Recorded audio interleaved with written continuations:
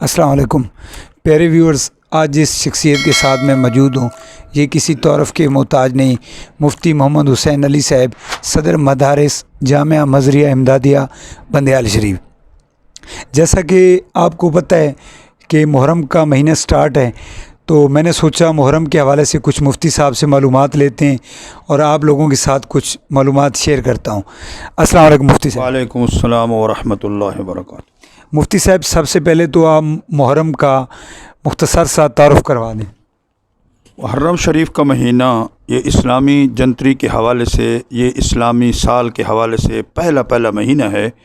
اور حضور علیہ الصلاۃ والسلام کے حدیث میں اس کو شہر اللہ کہا گیا ہے، یعنی اللہ کا مہینہ۔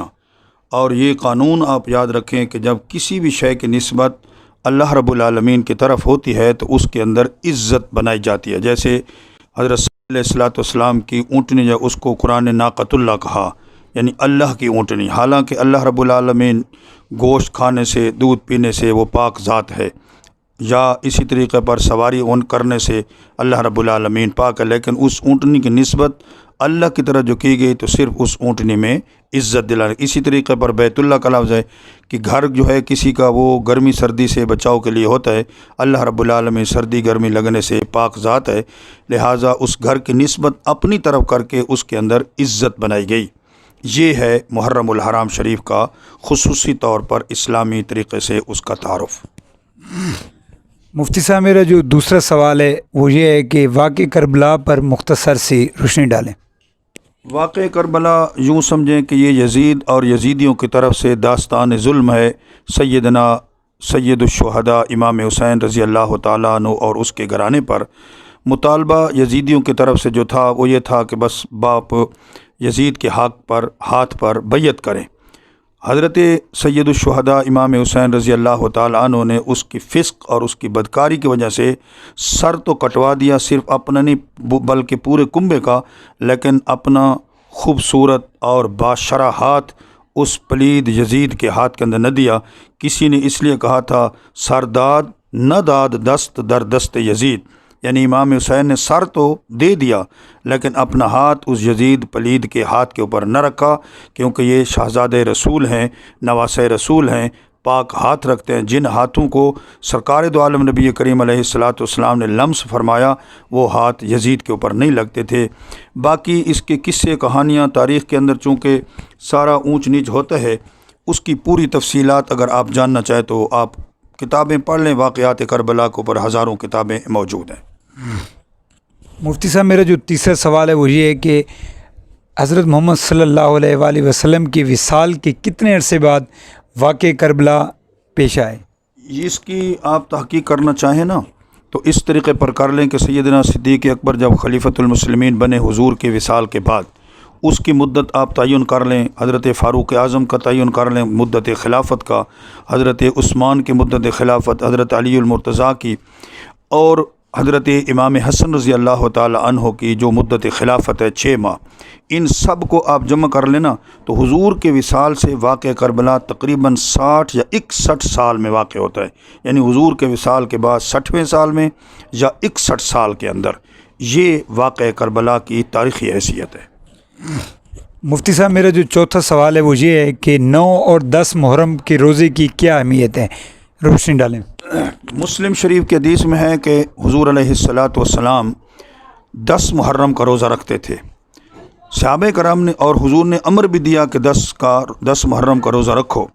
لیکن صحابہ کرام نے حضور کے سامنے عرض کیا کہ یا رسول اللہ 10 کا روزہ تو یہودی اور نصارہ عیسائی بھی رکھتے ہیں اور ہم بھی رکھتے ہیں، تو ہماری ان کے ساتھ مشابہت ہوتی ہے۔ تو حضور علیہ الصلاۃ والسلام نے فرمایا کہ اگلا سال جس وقت آئے گا تو ہم 10 روزہ جو محرم کا ہوگا 10ویں کا، اس کے ساتھ ہم 9ویں محرم کا یعنی 9ویں جس کو عام طور پر کہا جاتا ہے اس کا روزہ بھی ساتھ ملا دیں گے، تاکہ ہم 2 روزے رکھیں گے اور جو مخالفین یہود و نصارہ ہیں وہ 1 روزہ رکھتے ہیں۔ اس طریقے پر ہمارا اور ان کے ساتھ آپس میں مشابہت لازم نہیں آئے گی۔ اور یہ مسلم شریف کے اندر ہے کہ حضور علیہ الصلاۃ والسلام نے اس کے بعد پھر حکم دیا کہ 9ویں کا روزہ بھی رکھو اور 10ویں کا رکھو، اور اسی طریقے اگر بالفرض کوئی آدمی 9ویں محرم کا نہیں رکھ سکتا، 10ویں کا رکھ لے اور آگے 11ویں کا رکھ لے پھر بھی، یعنی مطلب یہ ہے کہ مخالفین کی، یہودیوں کی، نصارہ کی مخالفت کرنا ہے۔ وہ ایک دن روزہ رکھتے ہیں، ہم 2 دن رکھیں، 9 10 محرم الحرام رکھو یا 10 اور 11 محرم الحرام رکھو، یہ اس کی شریعت کے اندر گنجائش ہے۔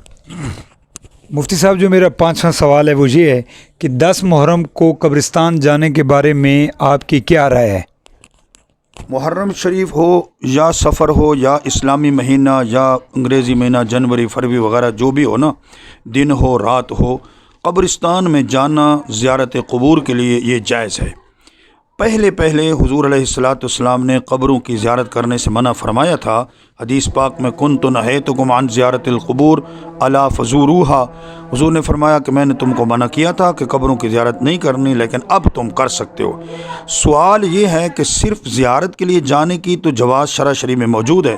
لیکن ہمارے ہاں جو آج کل غلط قسم کی رسومات آ گئی ہیں کہ خاص طور پر عورتیں بن ٹھن کے جاتی ہیں اور بے پردہ جاتی ہیں اور جمگٹھے کی شکل میں، جلوس کی شکل میں جاتی ہیں اور وہاں قبروں میں لپٹ کر کے آوازیں بلند کرتی ہیں، حالانکہ شریعت پاک کے اندر عورت کا آواز بھی عورت ہے، یعنی شرمگاہ ہے، حتیٰ کہ عورت کا قرآن کا پڑھنا بھی بلند آوازگی کے ساتھ یہ منع ہے، لہٰذا وہ قبرستان کے اندر پڑھیں تو بھی منع ہے، گھر کے اندر پڑھیں اونچی آواز کے ساتھ یہ بھی منع ہے کہ گھر کی حویلی سے عورت کی آواز باہر نہ جائے۔ اس طریقے پر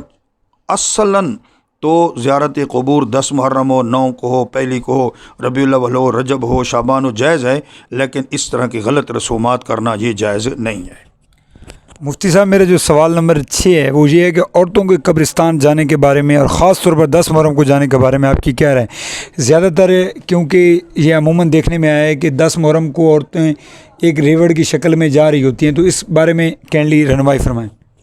میں عرض کر چکا ہوں کہ عورتوں کا جانا یہ جائز ہے، لیکن با پردہ جائیں اور شرعی محرم کے ساتھ جائیں۔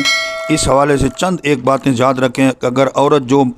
قبرستان میں زیارت قبور کے لیے جانا چاہتی ہے، اگر وہ بہن کی شکل میں ہے تو اس کے ساتھ بھائی ہونا چاہیے، اگر وہ بیٹی کی شکل میں ہے تو اس کے ساتھ اس کا والد ہونا چاہیے، اگر وہ بھانجی کی شکل میں ہے تو اس کے ساتھ اس کا ماموں ہونا چاہیے،